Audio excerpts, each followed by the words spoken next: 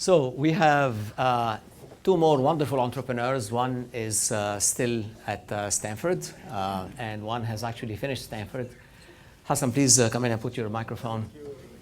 They are smart enough to actually raise money from the United States, and that reminds me of a story of a man. I'm going to say it in Arabic. How many speak Arabic? Okay, sorry about the rest.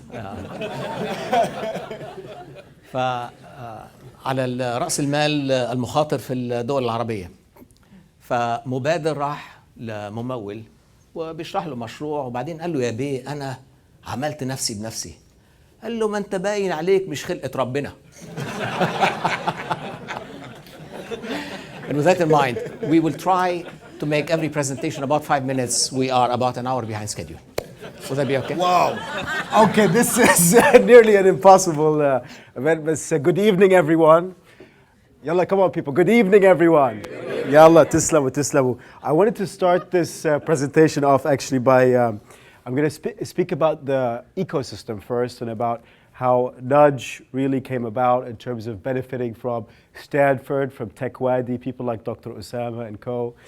And this quote really speaks to me, which is Brad Feld in his Startup Communities book. And he says, the biggest observation I could offer from having a front row seat to seeing Boulder becoming one of the hottest startup markets in the US over the last decade is that there was no strategic plan. Government had little to do with it. There was no committees, wading in bureaucratic quicksand, wasting hundreds of hours of people's time, strategizing about how to create more startups. Boulder caught fire because of a few dozen entrepreneurs, believed in their hearts that a rising tide, which speaks to the Rising Tide Fund, lifts all boats. And they derived great pleasure from helping make that happen. And really today I see a lot of hope in terms of the entrepreneurs that are here, the people are here and building great companies together and learning from each other's experiences. And that's what really Stanford and the ecosystem taught me about. I think this is the presentation here. So this is the idea and the company that we're building up, which is Nudge. And what the experiences in life, magical. And I'm going to talk a little bit about Nudge, but before the ecosystem. Nudge was a project in the lead startup course at Stanford, which is Steve Blank's course. In that, we actually saved a lot of money for investors. And how we did that, where we were flexible in terms of pivoting in the ideas, in pivoting in terms of listening to feedback, iterating on our product market fit, looking at the competition, looking at the competitive landscape, and finding the right business model. In Nudge, actually, we had 5 key pivots until we came to what we are now, which is a developed company. And alhamdulillah, we launched a mobile app that has had great feedback, and next month will be hopefully on the App Store. Steve Blank actually featured us in SXSW, and we're pretty proud of that association. And what we found in the Stanford and the Silicon Valley ecosystem really was a community that's led by entrepreneurs, and some of them are venture capitalists. It's like Steve Blank, like Dr. Hassan. And in that, they have a long-term commitment to us. And we see people such as the Cloudera people are developing not just one company, but they're building a successful community around that. And there's an inclusiveness in there, and there's a deep engagement in the community. In addition to all these different principles, there's a give before you get. And that's something I've been taught at really probably from a young age, like all of us, even from the Middle East. It's something cultural that comes naturally, which is kind of to give before you get. And that's one of the key things to, I think, being a successful entrepreneur, is getting feedback from people, giving them ideas, and helping each other. That strong sense of community and collaboration, the culture of risk-taking, I think Khaled's going to speak about that. And this all actually, funnily enough, summarizes Brad Feld's Boulder thesis.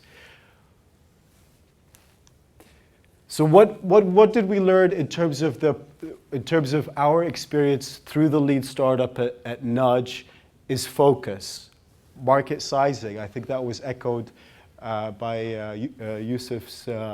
Yusuf's presentation. Mentorship is hugely important, and also being open to pivot and distilling insights and listening to experiments, looking past ourselves.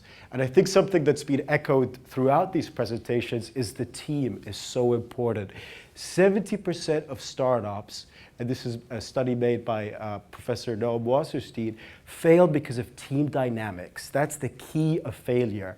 What I learned about through Nudge is that retain flexibility in building your company. Get different people to help you. Allow flexibility in your contracts. Don't go in right at the beginning and say, we want to sign the founders agreement and here's 20% stakes to each founder. Go in and have the flexibility to work with each other and see how the relationships develop. Now back to Nudge. What's one of the biggest problems in our technology-driven society? And this is going to be a little interactive from the audience. Can someone give me one of the biggest problems that they face today? Too much information. Oh, wow. I think I planted that in the audience. So the world is full of too much information.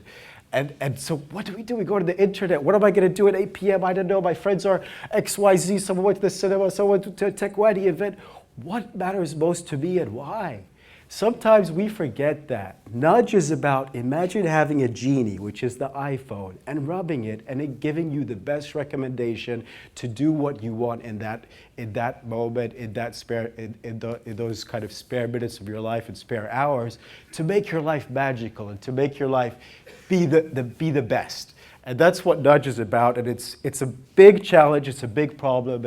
And we're looking forward to us solving this, and we are solving it. So this is the spectrum of choice less fulfilling. Sometimes you end up just sitting on a couch, and then you see your friends on Instagram being at the best party, and you missed out the next day. So this is where Nudge comes in, which is a seamless technology that motivates you, the user, to make the most out of your spare moment, and a motivating push towards exciting experiences. This is how the first iteration of the app looks like in terms of the notification comes on your iPhone, which is you're open, check this out, geographic, timing, also social. So here you have all your kind of different elements of the calendar, time, geography, social, and the feedback mechanisms that we have, which are a slider mechanism. So this is kind of some of the screenshots. In terms of Nudge, like some of the lessons we learned, some of the mentorship, some of the community feedback that we got, people helping us, allowed us to develop and really leverage the resources out in Silicon Valley. And I'm a Palestinian coming from Ramallah in 2010, having graduated from Stanford in 2012, and I was able to leverage some of what I consider the best resources in the Valley to build this company. And actually, we got an award, which was Silicon Valley Best Startup by the Silicon Valley Entrepreneurs and Startups Association. We got several other recognitions. So it's an amazing, I think, story so far, and I really am excited about the future.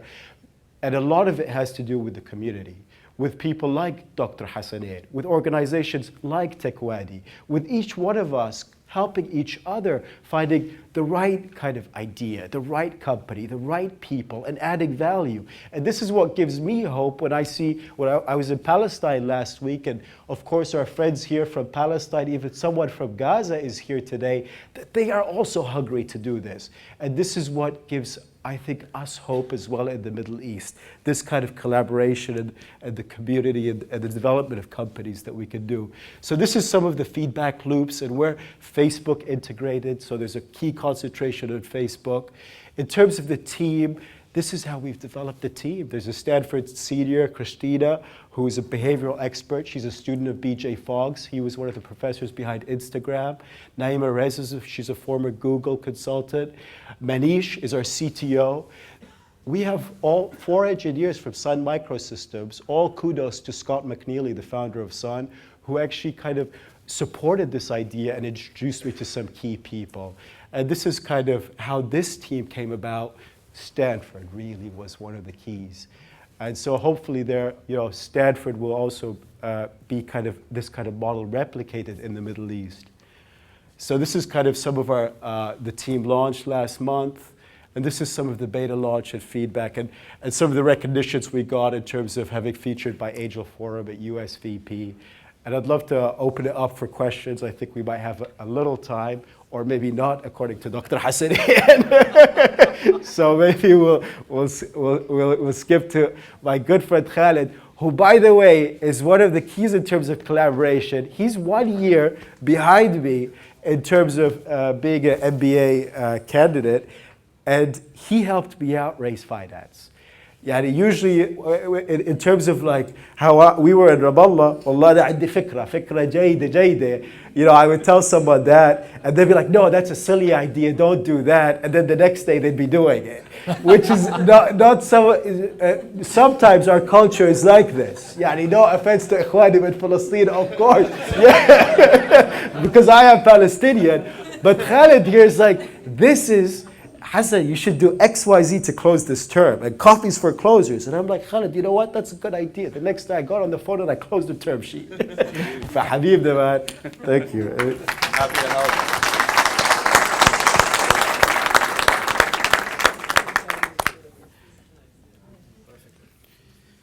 Well, good evening, everyone. It's really a pleasure to be here today to share with you a little bit about my story since coming here to Silicon Valley about 1.5 years ago. And it's not quite as impressive a story as some of the other entrepreneurs that spoke here tonight, but I can promise that I have a lot of pictures in my presentation. So a little bit about my background. My name is Khaled, and there are many of us Khaleds here tonight, apparently. And I grew up for most of my life in Dubai. I was there from 1992 until 2003, so I really got to witness this transition of this amazing city. And parts of this experience actually led me to my startup, Addy, which I'll talk a little bit about later on. After graduating from high school in Dubai, I moved to Michigan to freeze for 4 years while studying computer engineering in Ann Arbor. After Michigan, I moved to Washington, D.C. To work as an IT consultant, basically living out of a suitcase for 4 years before deciding that that wasn't for me and applying to business school. Fortunately, I was accepted at Stanford, and so I'm currently in my 2nd year at Stanford Business School. Hopefully, I'll be graduating in the summer. So here I am at Stanford now, truly an entrepreneur's dream come true. The ecosystem here, as many of the other speakers alluded to today, is something that I haven't found anywhere else in the world. It's really a special place, and I mean, you go down any coffee shop on University Avenue and it's just brimming with people that are trying to build the next Google. So you'll kind of find yourself peeking over people's shoulders to see if you can catch a glimpse of the next big thing. And of course, only a few great companies are born every year. So the vast majority of these entrepreneurs won't exactly make it to IPO. But that's really the secret sauce of Silicon Valley, in my opinion. This culture that Amr so eloquently spoke about that accepts failure or failing as part of the journey to success. And it's not just failure in any sense of the word, like Amr spoke about. It's really failure that you learn from and that you build upon, and hopefully not to repeat the same mistakes over and over again. And in one of my classes just a couple of days ago, my professor, Peter Wendell, who's the founder of Sierra Ventures, shared with us a quote with the class that I'd like to share with you today. It's a quote by Michael Jordan, but it's very relevant here. I've missed more than 9,000 shots in my career. I've lost almost 300 games. 26 times I've been counted on to take the game-winning shot and I missed. I have failed over and over and over again in my life, and that is why I succeed. Now, of course, there are other factors that really contribute to the ecosystem here, things like flexible labor laws, mature common law legal systems, top-tier educational institutions, risk capital, and a lot of it. But I think this is really what contributes most to the culture of Silicon Valley, in my opinion. Some of the other amazing things about being here are the organizations and the institutions that exist to support entrepreneurship. Things like incubators and accelerator programs, groups and meetups. And one of these is called Startup Weekend. And Startup Weekend doesn't exist only in Silicon Valley. Here we can see some of the recent Startup Weekend events that have been held in the Middle East. And I'm not sure why Amman decided to go with a different color scheme, but it's the same basic idea. Essentially, it's events that are held all over the world that encourage entrepreneurs to share their ideas, to pitch their ideas, and to start building things, and to stop talking about their ideas, which is very easy to do, and to start building them, which is really hard to do. So it was here at Startup Weekend that I pitched Addy exactly a year ago, in January of last year, and it went something like this. Addy is a URL-based physical addressing platform for the digital age. We're building a new way for people to share locations using a short custom URL because we fundamentally believe that our street addresses are broken. Particularly in the developing world, many people don't even have a functional street address. And so this is a key basis for communication and trade that simply doesn't exist in most of the world. Over 4 billion people don't have a street address, which is used for things like emergency services, ordering goods and services online. And so with Addy, we're enabling people to create a short custom URL that represents a location. So here's an example. This essentially was my address in Dubai. You know, a series of landmark-based references, obscure points of interest, temporary points of interest. And now with Addy, my address looks like this. And what this does is it basically brings up a map on any mobile or desktop browser. It shows a precise location indicated and all the relevant location information that's needed to find that location. And soon I'll be able to share this Addy with businesses so that I can order things online. I actually returned from Dubai just a couple of weeks ago where we met with a lot of e-commerce companies. And so that's sort of the next stage, is to allow e-commerce companies to accept Addy through a widget to accept people's locations. So they've already, we've been beta testing this. You can actually sign up today at addy.co and claim your Addy. There have already been thousands of Addys created in over 40 countries around the world. And we're sort of in the middle of raising our seed round. Hopefully it'll be closed in the next couple of weeks. So other than Startup Weekend, StartX is actually the main accelerator program that we participated in over the summer. StartX is the Stanford Student Accelerator Program. It's a nonprofit organization founded by some Stanford students that essentially serves to educate founders and build a community, which is really, like Hassan talked a lot about, is really crucial to any startup success. So the alumni community from StartX is really the key resource that StartX provides. They also provided us with office space over the summer, key mentors and advisors, and then at the end of the program, there's a demo day, like other incubator programs, where we got to pitch to investors to raise money. And there are a lot of these kinds of organizations popping up in the Middle East, like Oasis 500, and these are really incredible.